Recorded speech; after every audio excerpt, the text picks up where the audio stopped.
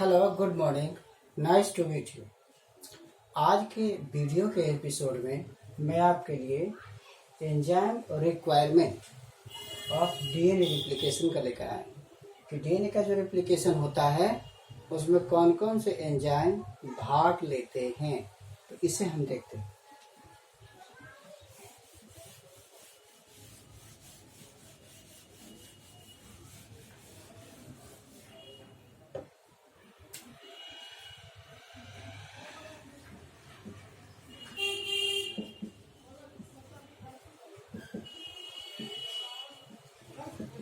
Enzymes requirement, किन किन से एंजाइम्स की ज़रूरत पड़ती है डीएनए रिप्लिकेशन में। ये बहुत इंपॉर्टेंट चैप्टर है ऑफ डीएनए रिप्लिकेशन। REPLICATION। ऐसा नहीं है कि डीएनए का रिप्लिकेशन एट ए टाइम हो जाता है या इसी तरह से हो जाता है। जिस प्रकार और सारे चीज़ों में काम करने के लिए बहुत सारी चीज़ों की ज़रूरत पड़ती है, उसी प्रकार से डीएनए का जो स्ट्रैंड्स है वो 1 से 2 बनेगा, तो उसको बनाने के लिए बहुत सारे चीज़ों की ज़रूरत पड़ती है और वो है एंजाइम। एंजाइम बहुत सारे हैं और उसको देखना जरूरी है। एंजाइम रिप्लिकेशंस में सबसे इम्पॉर्टेंट चीज़ है number 1 DNA polymerase. DNA polymerase DNA polymerase के 3 वेराइटी होते हैं, 3 टाइप्स होते हैं। इसको याद रखिएगा, 3 types. Number 1 DNA polymerase first.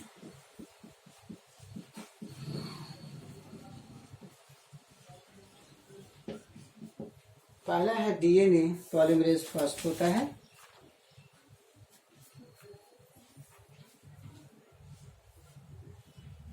Bye ये जिसके द्वारा खोज किया गया है ए कोर्नबर्ग के द्वारा।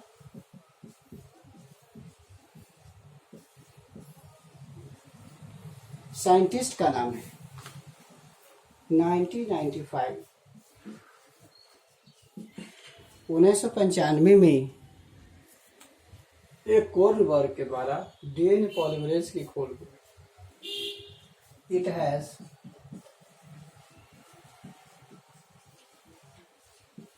Accessory role. इसका साइड रोल होता है, जैसे होता है ना कि फिल्म में हीरो होता है और साइड में एक दूसरा जो उसके साइड रहता है, उसी प्रकार इसका मेन रोल नहीं है बल्कि इसका साइड का रोल होता है, बगल में हेल्पिंग का रोल होता है, जैसे पारामिलिट्री होता है। उसी प्रकार ये मिलिट्री का काम है लड़ना और पारामिलिट्री का हेल्प करना, जरूरत के साथ मदद करता है। Just like situation and you will find, इसमें पाओगे कि इसका एसेसरी रोल होता है, मेन रोल नहीं है। तो इसी तरीके से हम देखेंगे एंजाइम्स के बारे में। इसमें एक फिगर बनेगा,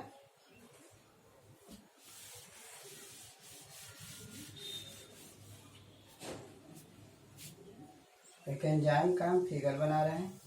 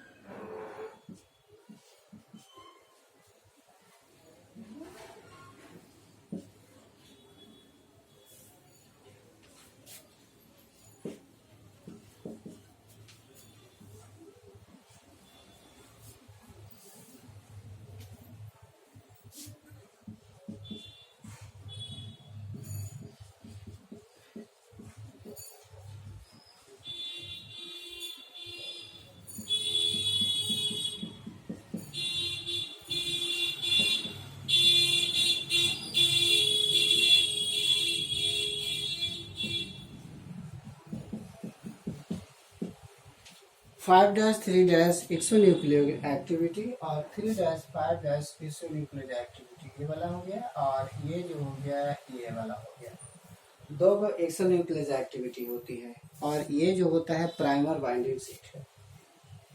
this is called primer primer,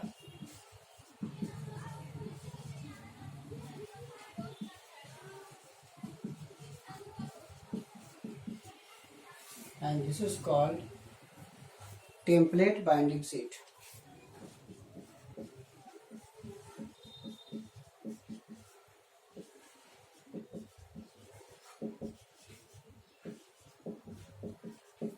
ये टेम्पलेट है और इसी को आधार लेकर के यहाँ प्राइमर रखा गया है और उसके बाद इसका रिप्लिकेशन, इसका एडिंग होगा, नए नए एडिशंस होते हैं।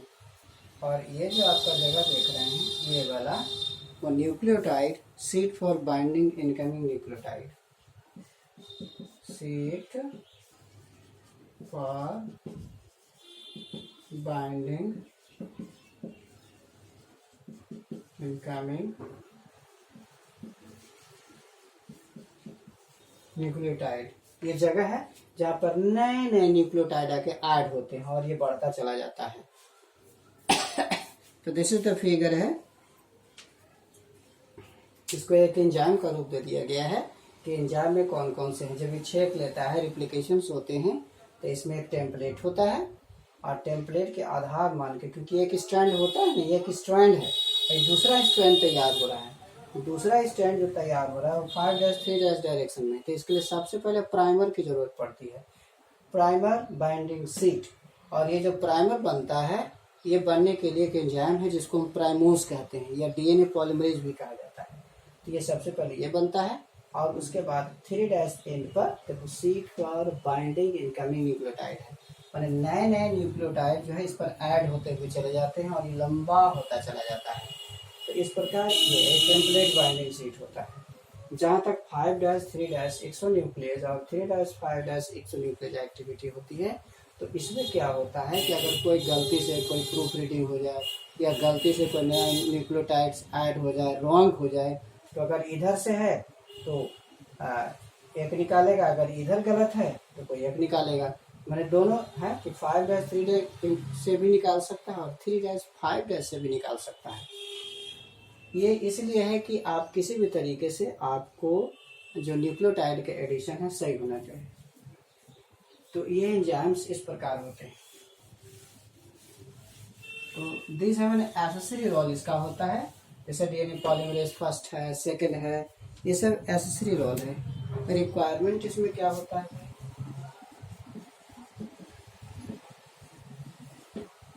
इसका जो रिक्वायरमेंट होता है कि हमें किसी भी तरह का रिप्लिकेशन कराते हैं तो इसमें क्या होना चाहिए, नंबर 1 टेम्पलेट होनी चाहिए, नंबर 2 प्राइमर होनी चाहिए, number 1 template, number 2 primer, number 3 4 types of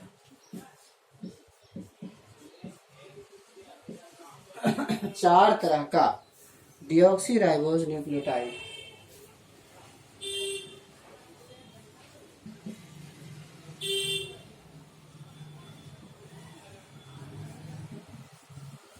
चार तरह का डिऑक्सीराइबोज न्यूक्लियोटाइड होना चाहिए।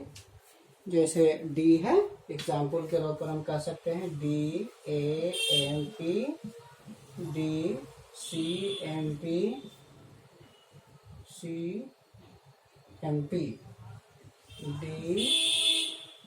DGMP और एक और होगा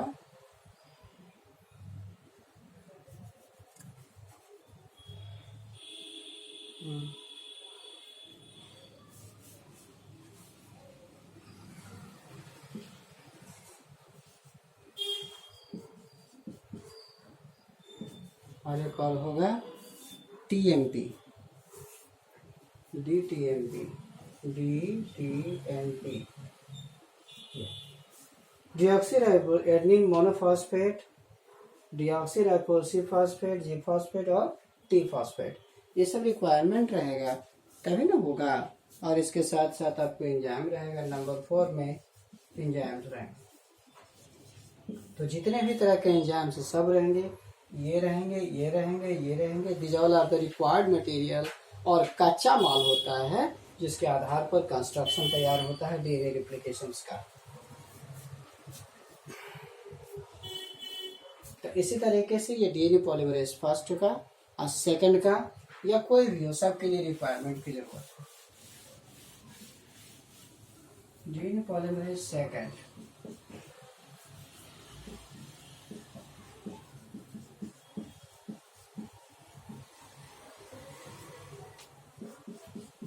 डीएनए पॉलीमरेज सेकंड होता है। इसको जो खोज करते हैं बाय जैफ्टर,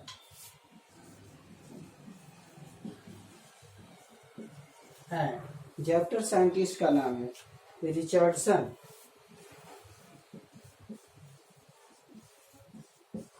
जैफ्टर एंड रिचर्डसन दो साइंटिस्ट थे जो 1970 में हुए इन 1970 इसके बारे में बताया था। It has accessory roll.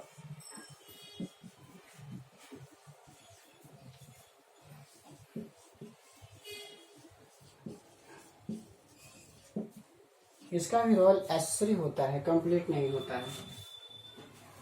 अब मेन हम देखते हैं number 3, DNA polymerase third.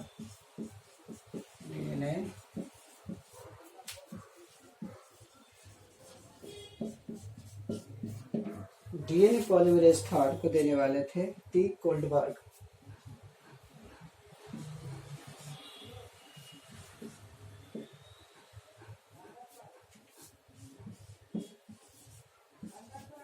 D कोल्डबर्ग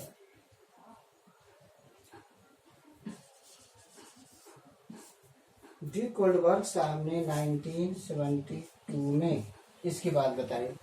D कोल्डबर्ग, ये जो एंजाइम्स होता है, it is the main enzyme for, it is the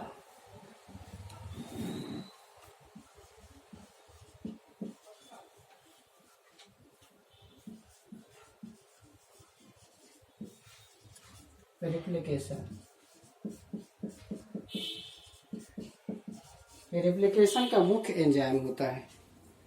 it is the main enzyme for replication.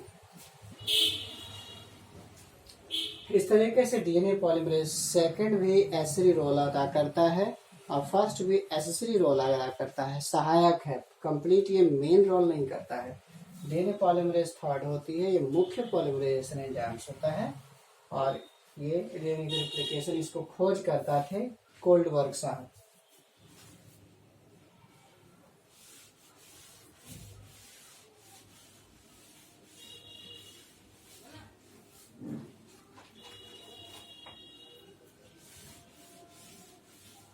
अब डीएनए पॉलीमरेज का स्ट्रक्चर बनाएंगे। The structure of DNA polymerase third. DNA polymerase third का structure है कुछ नहीं, बहुत ही अच्छा स्ट्रक्चर है। इसको ऐसे कर दोगे, इसको एक ऐसे कर दोगे, ये हो गया अल्फा, यहाँ पर सिग्मा है,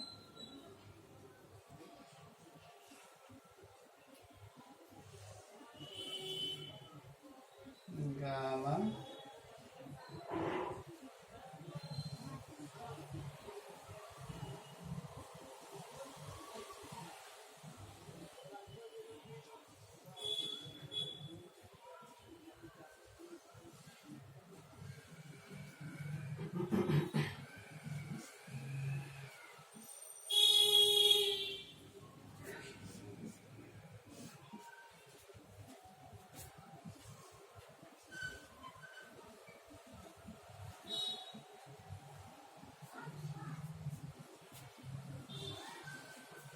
and this is the structure of DNA polymerase third. ये स्ट्रक्चर है, ये जो लगा हुआ है वो पॉलीमरेज थर्ड है।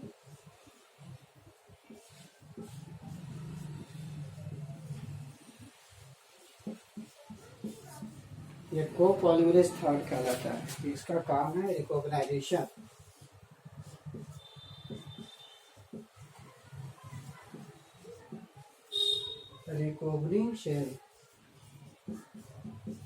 रिकॉग्निशन का मतलब होता है पहचानना, एंड बाइंड,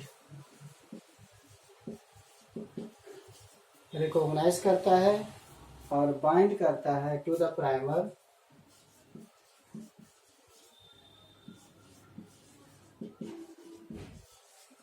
प्राइमर से बाइंड करता है। After that they release.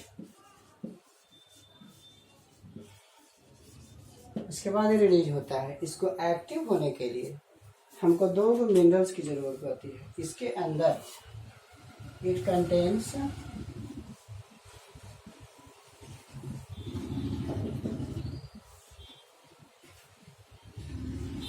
ये जो होता है अल्फा, ये जो एंजाइम्स होती है, इसमें आपका एक मिनरल्स होता है Zn+2, Zn2+, और इसको एक्टिव होने के लिए Mg+2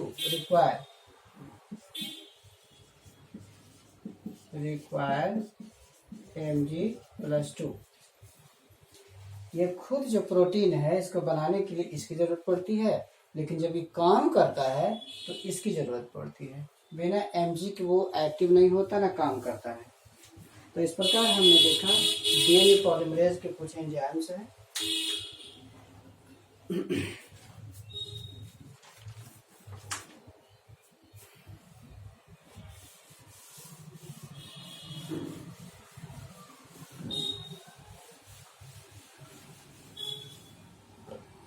कुछ डिफरेंसेस में देख लीजिएगा, तीनों में कंपेयर करना है।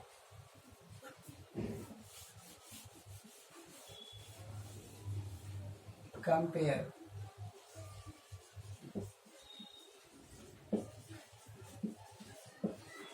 बिटवीन फर्स्ट, सेकेंड, थर्ड, तीनों में कंपेयर करना है। फर्स्ट, सेकेंड एंड थर्ड में कंपेयर करना है।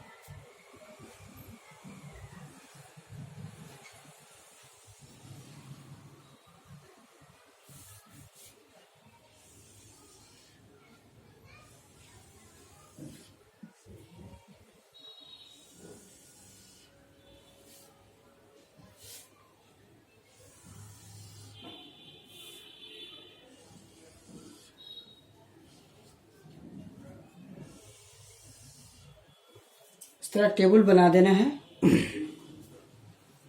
आपका, और इधर आपका 5-3 एक्टिविटी है।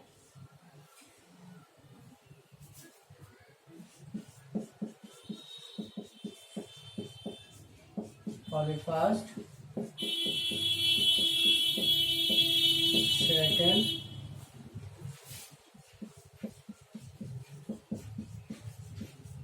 थर्ड, ये तीनों एंजाइम्स होते हैं। यहाँ लिखिएगा एक्टिविटी, यहाँ आप एक्टिविटी लिखिएगा। यहाँ पर आपका है 5-3, 5-3।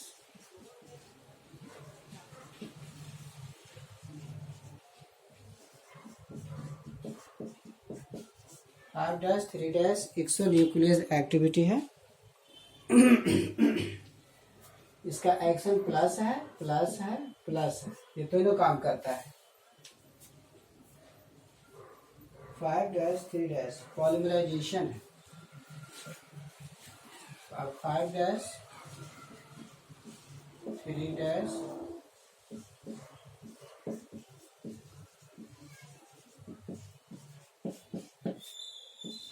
5-3 पॉलीमराइजेशन भी है, तीनों का है। 3-5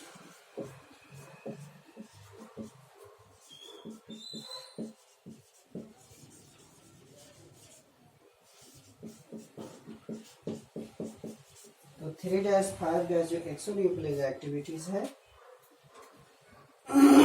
इसमें प्लस ये करता है, ये नहीं करता है, ये करता है। प्लस का चिन्ह का मतलब करता है। न्यूक्लियोटाइड इनकॉर्पोरेटेड,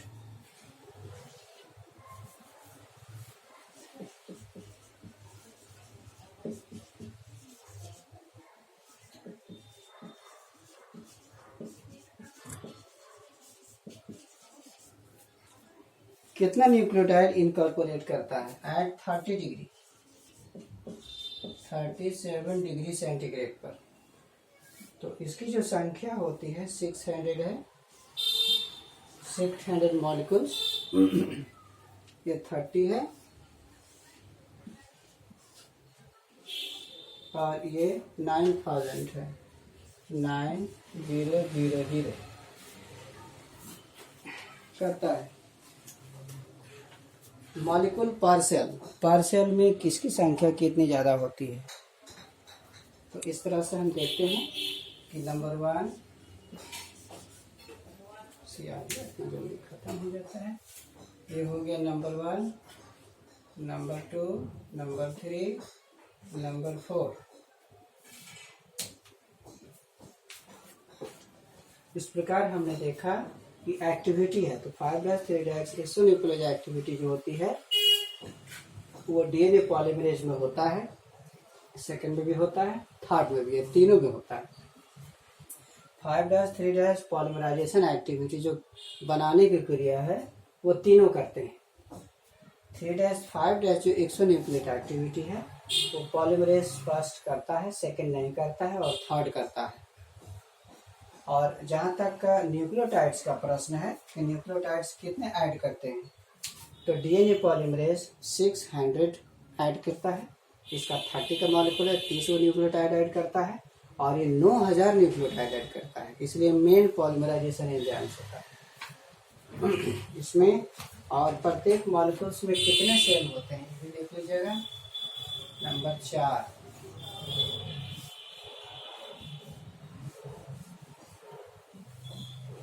नंबर 4 हो गया। नंबर 5 में मॉलिक्यूल पर cell,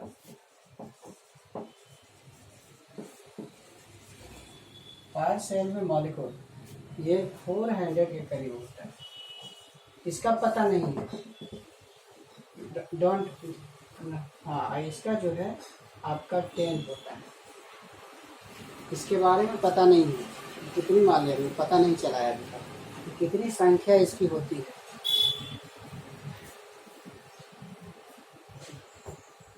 don't find, did not find.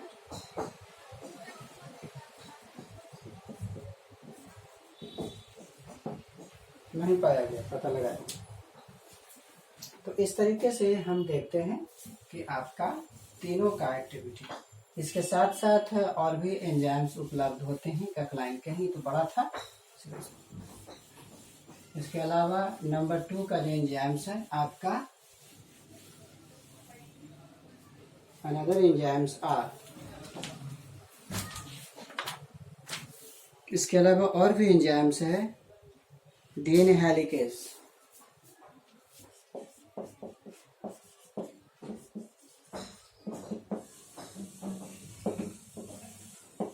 ये डीएनए हेलिकेज नामक एंजाइम्स होता है to break the hydrogen bond.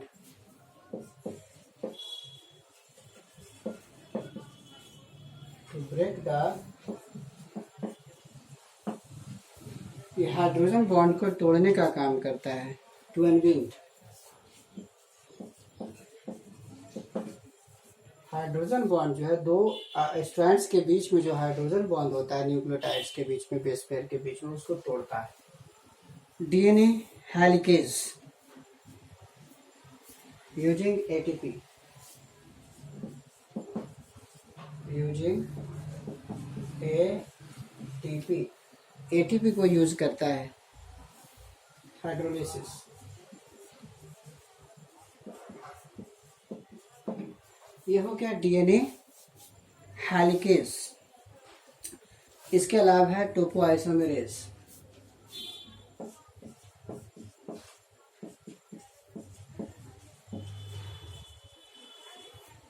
Next enzyme है ये टोपोआइसोमेरेज होता है। इट कट्स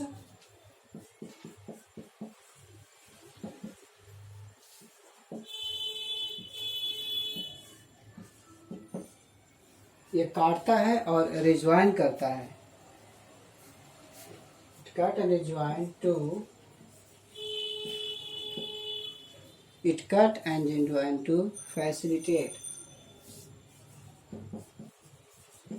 अनविंडिंग,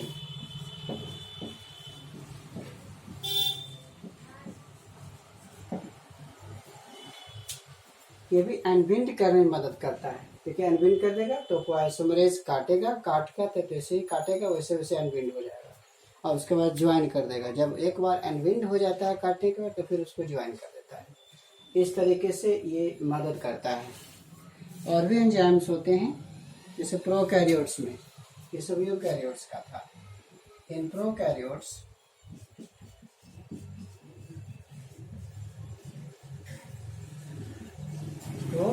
के केसेस में एक है डीएनए जाइरेज।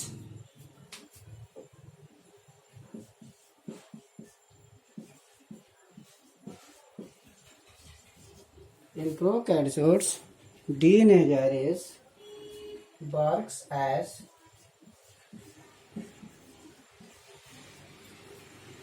किसके रूप में? Helicase and topoisomerase. Helicase and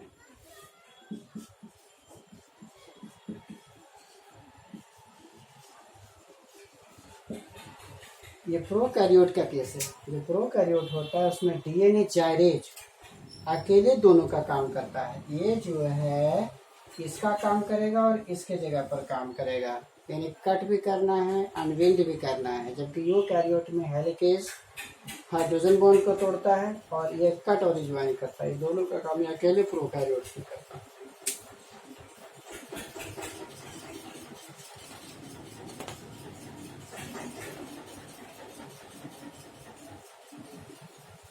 इस तरीके से हमने देखा कि ये एंजाइम रिक्वायरमेंट है, किन किन चीज़ों की ज़रूरत होती है। और एक और भी एंजाइम्स होता है जिसको हम डीएनए लाइगेज कहते हैं। ये एक एंजाइम है जो इसमें वर्क करता है, डीएनए लाइगेज।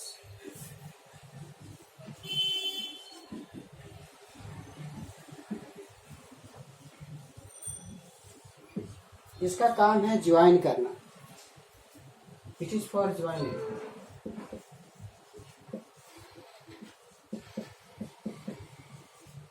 ये एंजाइम क्या करता है कि ज्वाइन करने का काम करता है। इस फंक्शंस का ये काम है।